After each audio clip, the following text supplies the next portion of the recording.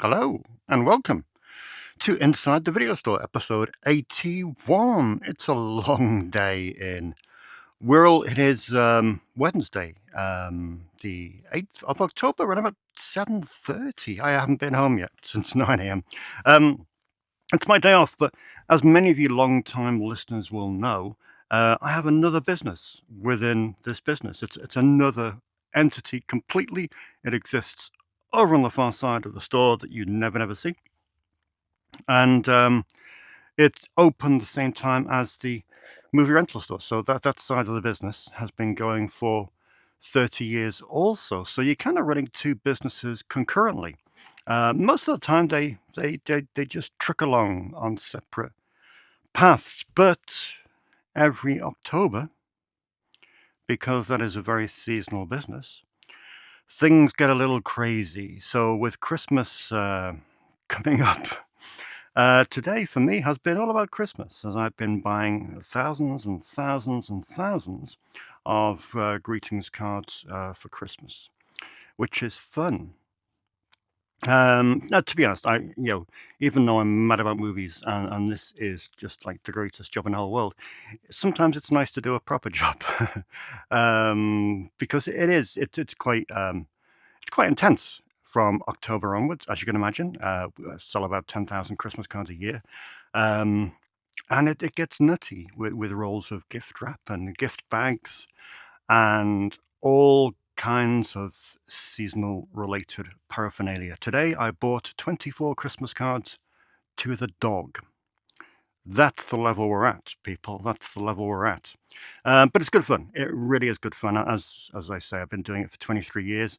And each time when this sort of period comes around, I kind of get quite excited, to be honest, because the intensity ramps up, and the job becomes absolutely not that it's not manic already, but it becomes pretty much barely containable, shall I say. So that was my day today. So much so I haven't done any Instagram, I haven't done any TikTok, I haven't done any Blue Sky, I haven't done any Facebook. So I need to do that when I get home as well. It will be a long night. And it was kind of the wrong day to be offered 4 projects from Arrow Video, which need to be in by the end of November. So that's quite intense. And we got one on the go from 88 at the moment as well. So it's fun. Who needs sleep? It's irrelevant, really. Nobody needs sleep. We can exist purely on fumes, and that's what I shall be doing until December the 24th. So it's good fun. That's my day. That's my day. But hopefully, I'm going to just curtail this slightly. We'll try and keep it down to around about 30 minutes. There's not a load of stuff to talk about. And also, you got to remember, as I mentioned the last few weeks, that this is the final subtle week of the month. This is the final smattering of releases of October. The 13th, the 20th, and the 27th are pure insanity in terms of brand new releases coming in. So you will have me for longer next week. So yeah, let's rip through what has come in this week. And yeah, it may be a quiet one, but it's a quality one. That's for sure. One solo contemporary release, which is this one, Bone Face. Bone Face. It's that time of the year when things come out that would never be seen any other time of the year. High Flyers. I mean, High Flyers as a distribution company have been going for a long time, decades and decades, probably 40 years. And they're still putting stuff out. I mean, this is your standard masked killer slaughtering innocent victims in a small town. Campers, no less, original. But hey, this time of year, films like this do rent out. They only come out on DVD. They're relatively cheap. And you can imagine I get quite a good turnover off stuff like this. However, once they've done their turn, whether I keep films like this, I don't know. We shall see. We shall see. I've been going through.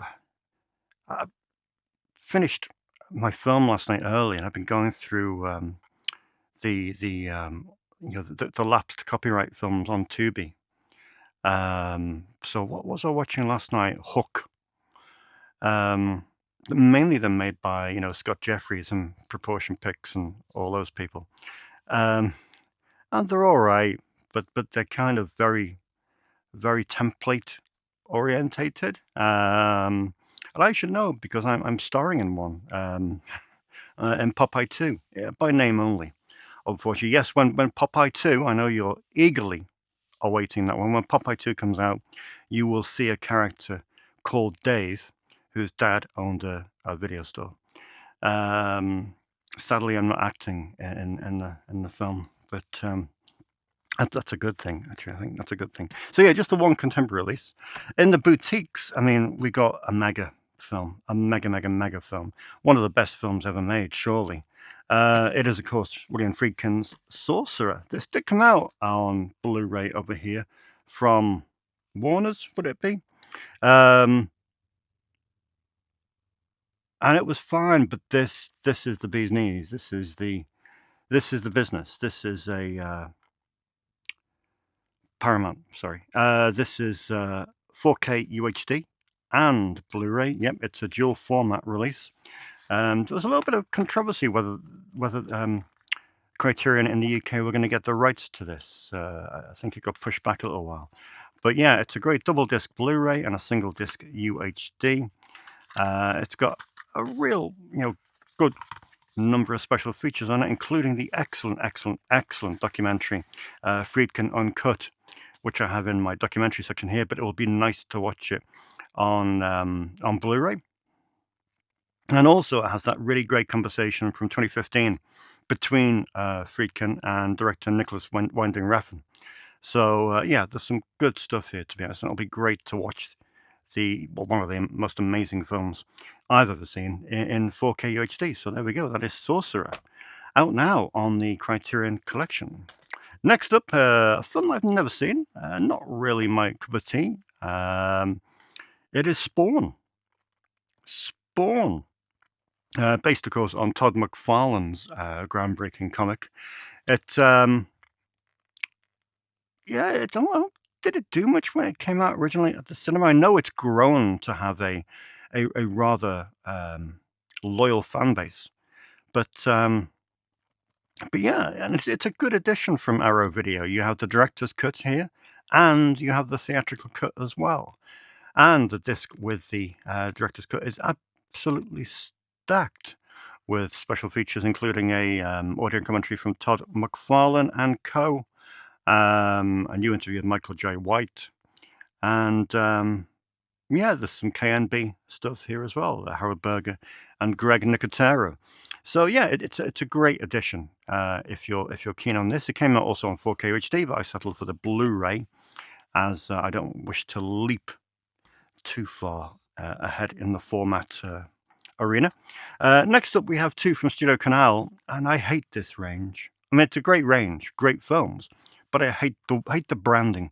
I despise the branding. I hate anything with the Flash cult classics. It's a real bone of contention for me. I hate being told what a cult classic is. It's for us to decide. We shouldn't have a distributor, telling us that they're releasing this because it's a cult classic. Look, the size of it. It puts you off. It really does. It's so unclassy. You got some great, some fine, some adequate artwork there, but a cheap, slim Blu-ray case. It really is cheap, to be honest. I mean, granted, it was a standard release, and admittedly, it does have some good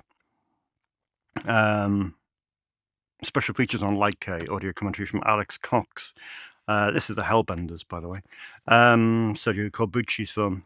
But generally speaking, I just find this range of releases very cheap, very off-putting. And yeah, they could do so much better. Such amazing films that they have that they could do so much better with them. It's disappointing. It's disappointing, but nevertheless, it's here because it was a Sergio Corbucci film I didn't have. It's produced by Albert Band, who of course is the dad of this guy behind me. Um, and it's a spaghetti western par excellence. But yeah, I just wish it had a better edition. This one though is a bit of a I don't know what it is, to be honest. It's called Baby Blood. It comes from the same range of cult classics grown from Studio Canal.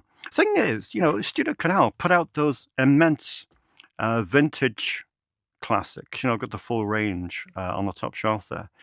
And they're great. They're far more classy. They're far more substantial.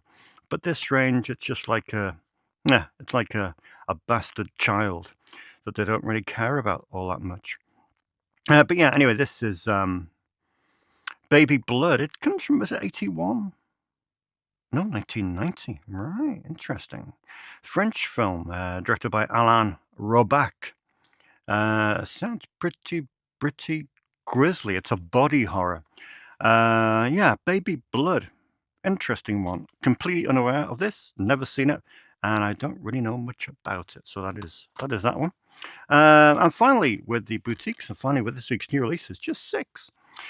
We have a Kelly Reichardt film making a well-deserved upgrade to Blu-ray. Of course, I had previously had it on DVD from, I think, did Soda release this on DVD originally? Now, this Blu-ray, of course, is a 2K master, approved by Kelly Reichardt, and we also have a appreciation and a 12-page booklet as well. This comes out on second run, which are gradually growing into a real favourite of mine since I picked up that their back catalogue. So yeah, and a rare American release from second run. So yeah, that is this week's new releases. That was rather high pitched, David. What's out on loan this week? Let's have a look. Yeah, a real mix. I mean, as you can imagine, PTA films are going out like a Gatling gun at the moment. They're just romping home. Everybody has, well, a lot of people have been to see his new film, and the consensus is uproarious. People absolutely adore it. It sounds amazing. I can't wait to see it myself. So yeah, and rightly so that they're looking at that film and they're thinking, well, either they watch the film and they want to go back and see what PTA has done in the past, or in preparation for going to the cinema to see his new film, they want to revisit maybe some stuff they haven't looked at before. Phantom Thread is probably the film that's renting the most. I think this is the film in PTA's filmography that most people haven't seen, including me. And I think most people are keen to have a look at this. So yeah, great. And funnily enough, I upgraded Paul Thomas Anderson's films to Blu-ray only earlier this year. Yeah, deservedly so, because what a load of immense films I could just do with. It's hard 8 drifting around on Blu-ray anywhere. I don't know. I think there's another one I've got on DVD there, but hey, it's a pretty good spread. So that is Phantom Thread. Always good to see Office Space renting out. My favorite Mike Judge film. Wasn't a massive fan of Beavis and Butthead. Don't at me. Yeah, despite growing up, that was aimed at me. Not literally, but my generation. I was the perfect age for Beavis and Butthead, but just wasn't my thing. But then again, I say that as someone who has never seen an episode of The Simpsons. Shh. Office Space is fantastic. Milton is my favorite character, I think, in any film almost. And even when I grab my stapler now, I have to impersonate Milton. So yeah, good to see. Office Space going up from Mike Judge. Someone, somewhere, I forget the gentleman's name, who watches the show, was incredibly generous to send in a number of discs that I didn't have in the archive. This was one of them. This was a bucket list film that many people have asked me for over the years. California Suite, directed by Herbert Ross. And this gentleman hunted it down and imported it from Italy, because I think that was the only UK-friendly disc in existence. It has an English language track. And as you can see, this isn't the first time it's rented out. So that's great to see. California Suite, an immense uproarious comedy. This went out on Sunday. A great little indie film in my estimation. It's quite funny. My brother was here on Sunday, hanging out by the counter, and someone rented this. And funnily enough, it was written by one of his best friends as a kid, a gentleman by the name of Niall Griffith, who is now a very well-respected author. This is an adaptation of his work. It's a good film, shot locally. In fact, there's a couple of scenes in this movie that are shot in Bevington. And it's incredibly grim, to be honest. It's incredibly grim. Impossible to recommend. I did see it at the cinema, actually, when it came out. It played at Fact across the way. But it's a great piece of work, if utterly heartbreaking. Next up, Fallon took this. It is Safe Man. I recommended this to Fallon because your man has got a slight obsession with Sam Rockwell, and rightly so, because Sam Rockwell is an excellent actor. I think Fallon returned A Single Shot, another good Sam Rockwell film. And I said, try Safe Man. You've got Paul Giamatti, who is just superb. And also, of course, Sam Rockwell, Mark Ruffalo, Harvey Fierstein, brilliant. Michael Lerner. It's directed by John Hamburg. A really cool, underrated film that not that many people have seen, and hopefully young Fallon likes it. This one actually came back yesterday because James and Lani watched their films too quickly. But this was down for my new release stack because they're doing some Halloween films. And admittedly, Will Hay isn't necessarily on most people's Halloween watch list. But this is, in fact, a ghost story with Will Hay called The Ghost of St. Michael's, albeit with a wee bit of slapstick in there as well. Good cast. You've got John Laurie in here as well from Only Fools and Horses, from Dad's Army. But yeah, always good to see some Ealing renting out. This is one of my favourite shot-on-video films. It's a film called Bloodletting.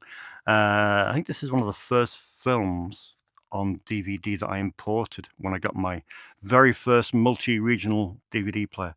But yeah, this is great. I love this film to bits. It's written by Matthew Jason Walsh, who wrote probably 20 or 30 films for David Dakota. It's produced by J.R. Bookwalter, and it's starring James L. Edwards. It's a fantastic piece of shot-on-video filmmaking. I know shot-on-video isn't for everyone, but I do heartily recommend Bloodletting if you ever want to dip your toe in the world of SOV. And finally, someone is having some fun with mutant babies. You can't get enough of mutant babies in October. It is, of course, Roxy and Paddy who have rented not one It's Alive movie, but all three. It's fantastic, to be honest. And one, them renting this highlighted that I really need to see this trilogy again. I haven't seen it for far too long. Two, it reminded me that I should be recommending the It's Alive trilogy more often, because it's probably the first time it's rented out in 2 or 3 years. And three, it kind of said I should have a Larry Cohen section. Larry Cohen, I think, would go down in my personal Hall of Fame. I love his films to bits. Not only the films he directed, like God Told Me To, and Bone, and Perfect Strangers, and Special Effects, and Q the Winged Serpent, etc., etc., etc. even Salem's Lot, The Return. Return to Salem's Lot. The films he wrote as well. You know, if a film has Larry Cohen writing it, then that has me equally excited. Even stuff like Cellular, which wasn't his greatest. What was the other one that came out just after Cellular, which was a bit chunky? I forget. But yeah, good stuff. And yeah, I think I should pay homage to Larry, a dearly departed Larry, a little bit more, because he deserves it. He's an absolute icon. So yeah, they are what's been renting out this week. What time we're on? 42. Okay, we've got about 10 minutes. Let's have a look what's been coming in. What's in the box, as we call it. Interesting mix, to be honest. Some really, really, really exciting stuff here. I mean, it's not the most gratuitous stack of movies, but it is full of interest. Let's start out with probably the least interesting for you. It's some more seduction cinema. Now, the problem is, what I should have done is watched some of these as I bought them to make sure I'm doing the right thing. To me, I haven't seen these films for 25 years. So I just presumed they were kind of low budget fun. But then I was 23 when I was watching them, and they may have aged and dated really, really badly. So, but I haven't got time. So I'm just going to have to wing it. What are we up to now? 12 plus 3, 15. Not bad. We're making progress in accumulating the entire seduction cinema catalogue. The latest 3 to arrive are Sin Sisters. Sin Sisters. Sisters Cynthia and Morgana. Real life sisters, Misty Monday and Chelsea Monday. Not their real names. Share a tense love-hate relationship that has reached its breaking point. Cynthia is sexually promiscuous, outrageous, and flamboyant, whilst Morgana is quiet and reserved. That is Sin Sisters. Yeah, crazy. So another one. We have one of the epics, one of the OG epics. We have Mistress of Frankenstein, starring Darian Kane, no less. And this was directed by the man, John Backus, not his real name. I think, from what I remember, this was the first film released after the Erotic Witch Project. This was kind of seduction cinema number 2. But yeah, this did ridiculous business at Blockbuster. So yeah, that is Mistress of Frankenstein. Even got a Blockbuster price ticket on there. That's going to be fun to get off, isn't it? And finally, in the seduction cinema stakes, we have An Erotic Vampire in Paris. This was directed by Donald Farmer. Now, if you're into low-budget cinema, you will be aware of Donald Farmer. Stars Misty Monday, Kills the Breeze. 2002, yeah, An Erotic Vampire in Paris. I don't think that was the original title, but it might have been. Anyway, so that's my latest 3 seduction cinema purchases. On to the good stuff, though. On to the quality stuff. We have Arbor Day. ARBOR. Arbor Day. This is the latest. I've got 3 parcels coming in from Terrorvision in the next 2 weeks. This is the first one. Arbor Day was a film made in 1990, 89 to be exact, released in 1990 and pretty much regarded as lost. It got barely any distribution. And no one watched it. Terrorvision have found it, restored it, and it looks fantastic. Considering it was shot for a budget, it looks absolutely fantastic. It's a really, really, really goofy slasher movie with musical numbers.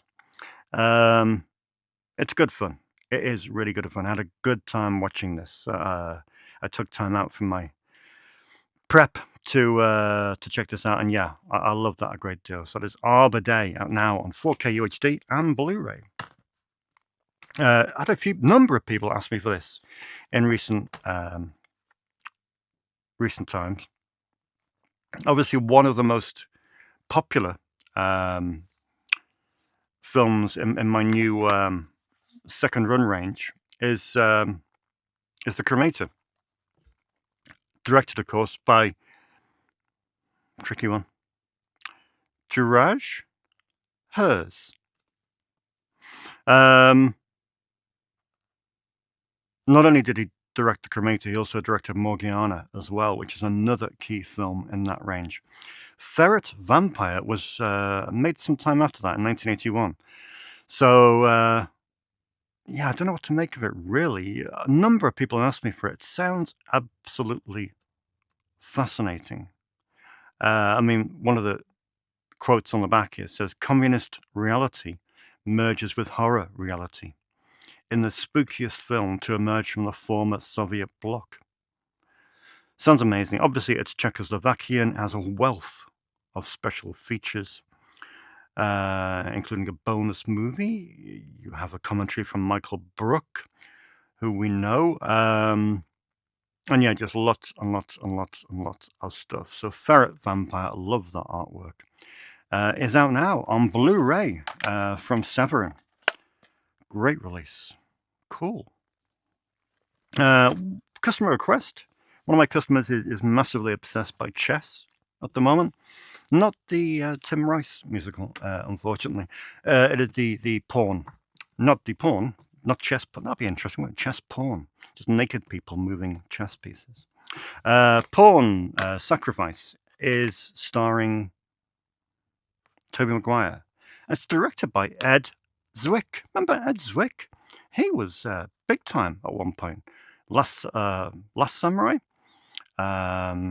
Glory, loads of other stuff as well. And yeah, he made this, which didn't even get release over here.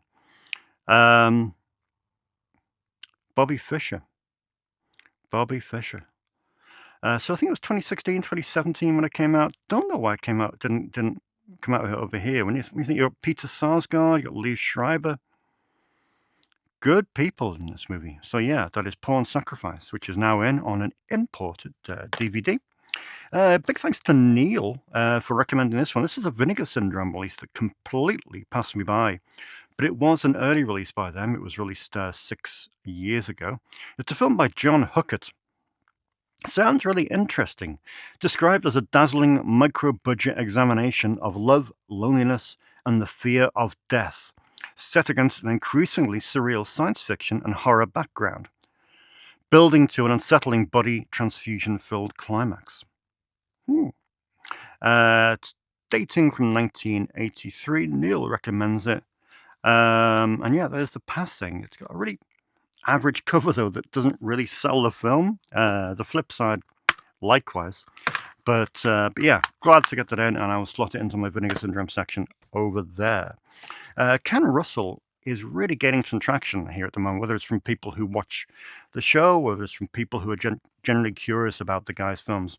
And I was doing a 5 films with a young gentleman who has an obsession for a guy called Jim Steinman. And so do I. It's one of my buried secrets. So while we were orgasming over Steinman, I had him in my brain. I went back home and I watched the promo video that Ken Russell made for Jim Steinman for his band Pandora's Box. It's a 9-minute video that is typically Ken Russell, but it's typically Steinman as well. It's full of orgies. It's full of religious imagery, desecration, jockstraps, chaps, bare bums, lots of studded leather wear. That's the most insane thing. It was banned from TV, obviously. In fact, the budget went way, way over. And Steinman actually paid for the rest of the shoot out of his own pocket. I think it was £30,000 an hour. And he paid for that himself. But yeah, anyway, long story short. So this Ken Russell video from 1987, terrific. But apparently it was based on his segment in this, Aria.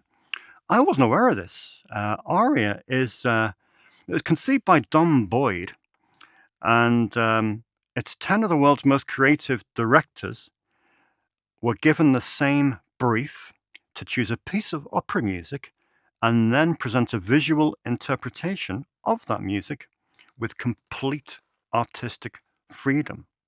Now, apparently, that promo video, that pop video, 8 minutes in all, was based on Ken Russell's segment in Aria. So I'm going to take this home tonight and have a look and see if I can see the comparison. And if I don't see, studded leather and jog straps, then, I think we might be wrong. But I'll tell you who's directing here. Do you want to know who's directing here, if you've never heard of this? Robert Altman, Bruce Beresford, Jean-Luc Godard, Derek Jarman, Nick Rogue, Julian Temple, and more. Absolutely crazy. It's starring people like John Hurt, Liz Hurley, Tilda Swinton, Teresa Russell, Bridget Fonda, Beverly D'Angelo. So yeah, sounds absolutely wild. So I'm going to take this home. I'm not going to see the whole thing because I haven't got time. I need to listen to an audio commentary. But I'm going to see Ken Russell's segment, which sounds amazing. That's wild. That was me being schooled this week. It sounds stunning. Next up, that took far too long, didn't it? Enter the Void, one of my favorite Gaspar Noé film. Love this film to bits. Didn't get the Arrow edition when it came out. I don't know why. But here it is, finally. And it's a great upgrade. It's a film that needs to be seen in the best possible format. So Blu-ray, here we go. And we also have the director's cut on here as well, which is 161 minutes, an extra 18 minutes. Finally, I Love a Man in Uniform is the title of this film. Now, funnily enough, this is weird. Weird things happen. Coincidence. My brother's obsessed with coincidence, but I think I'm gradually becoming obsessed with coincidence as well. This is a bit of Canadian exploitation. I was driving home from Manchester this afternoon, listening to the Pure Cinema podcast, my favorite podcast, presented by Brian Sauer and Elric Kane. And I catch you up on an old episode which went over some of their great discoveries from the past few months. And Elric mentioned I Love a Man in Uniform. I was like, holy cow, I've just bought that on video. And he was passionate about this film. He says this is a completely unheard of gem that has just been neglected and left to rot on video. So yeah, I had heard a little bit about this, that it was one of the great lost films on VHS. So I was really quite excited to pick this up. No stars that you would, that are household names apart from Kevin Teige. Written and directed by David Wellington. There's a tiny little bit of mold on that spool, which I'm a little bit anxious about. But yeah, that is this week's tape, which is I Love a Man in Uniform, which sounds pretty crazy. I think he described it as Henry Portrait of a Serial Killer, directed by Atom Egoyan. How's about that then? Right, let's just do some comments very quickly because we don't want to hang around. We have wine to be drunk and films to be watched. 5 films. Thanks to Nathan for doing the first episode of season 2. It was great. Really good. Really pleased with that. Coming up this Sunday is Lani, who is absolutely fantastic. She has some brilliant choices, genuinely brilliant choices. Borderline genius, I would say. So check out that. It's coming Sunday from 5 p.m. Comments. Here we are. Episode 80. Who have we got? Let me see. I'm just going to switch to the video. I don't think all my comments are appearing on the main screen, so I don't want to miss anybody out. I know it wasn't a huge week for comment. Was that right? Yeah. John, my good friend John, who's coming to do 5 films, hopefully soon. John, it'd be great to have you. You have some great choices. Dave, the Star Wars Holiday Special is a thing of nightmares. You'll love it. Yeah, we mentioned David Winters, didn't we? We were talking about David Winters and him choreographing the Star Wars Holiday Special. Indie Phantom Sofa Cinema says, I've seen The Home. I'm glad you have, Indie Phantom, because no one's rented it this week. I watched it recently on vacation with my dad over the summer. We had a retirement home double bill with The Rule of Jenny Penn. Pete Davidson might not be the best casting, but it's a fun midnight movie vibe and a cool ending. Also, in terms of Creepshow, I also enjoyed Creepshow 2 more. Yeah, Creepshow 2 is good. It's good. Chris Ward corrected me to say that Universal put out all their monster sequels in those legacy Blu-ray box sets in 2017. I need to pick up the Dracula one and the Wolfman one. They're the two I'm missing, so good to know they're out there. Fireworks Woman is a really interesting film. Oh, that's the Wes Craven porn that we're getting in. Well, that we are getting in, but obviously we can't rent it because it would be highly illegal to do so, and I would need a license from the council, and I would need to paint the windows black. Yeah, Fireworks. This is Paulie Rabbit. Fireworks Woman is a really interesting film, very well acted, including Wes himself. Interesting, but it's pretty strong stuff. Yeah, as it would be. It's a porno.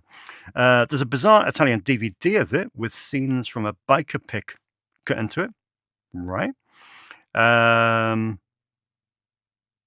this, my most wanted Craven movie is Invitation to Hell, upgraded to HD. Yeah, Invitation to Hell is very, very good. I recently saw it because we just recorded a commentary for a Wes Craven film.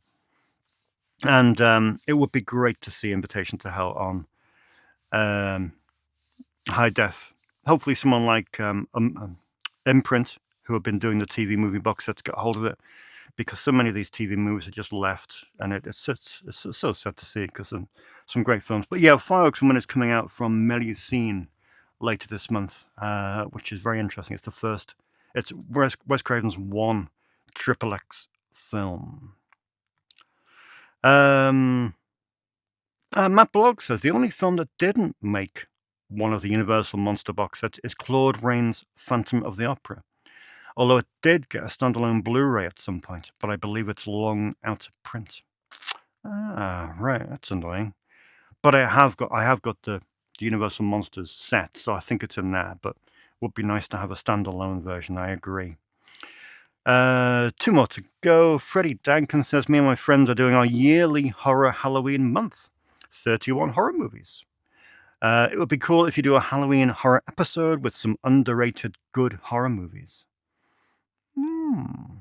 Okie dokie. We can do that. We could do a Halloween episode. What do you reckon for a Halloween episode? I think we did underrated last year, didn't we? What do you reckon? We can spin something, can't we? We can do something from the horror section. And thanks for mentioning Torso. Torso is such a good movie. And finally, Jenna Fish. I love watching horror films that I haven't seen. Right, so Jonah's October is full of horror movies that he hasn't seen. On the 1st, I watched George A. Romero's Martin for the first time. Oh, very cool. Very, very cool. A lot darker than I expected, but I really liked it. I do also end up rewatching Halloween and the original Dawn of the Dead. That's no shame in that. They are films that deserve to be watched annually. I also watched Titanic 2000 recently. Have you seen or heard of this? An erotic vampire spoof comedy set aboard the Titanic. It doesn't quite work, but it was such an oddity. I need to see Titanic 2000. If anyone has a copy, let me know. Right, that's all the comments for today. It's 8 o'clock. I'm going to go home. Thank you for watching. I haven't even had a sip of water. Thank you for watching. I'm going to immerse myself in Christmas for the next 3 days and watch some cool movies. Let me know what you're watching. Let me know what you've got planned for Halloween. I know a few of you are going to the Southport Horror Fest at Southport, which is very cool this weekend. Have fun. And yeah, that's about it. But next week we start the big crazy period of boutique releases, mainly horror themed. For October, there's some very, very good stuff coming in. So yeah, we will have fun showcasing that next week. But for now, thank you very, very, very much for watching. I will see you in episode 82, and that will be, by my way of thinking, a little bit earlier. No, it won't. It'll be in 7 days' time.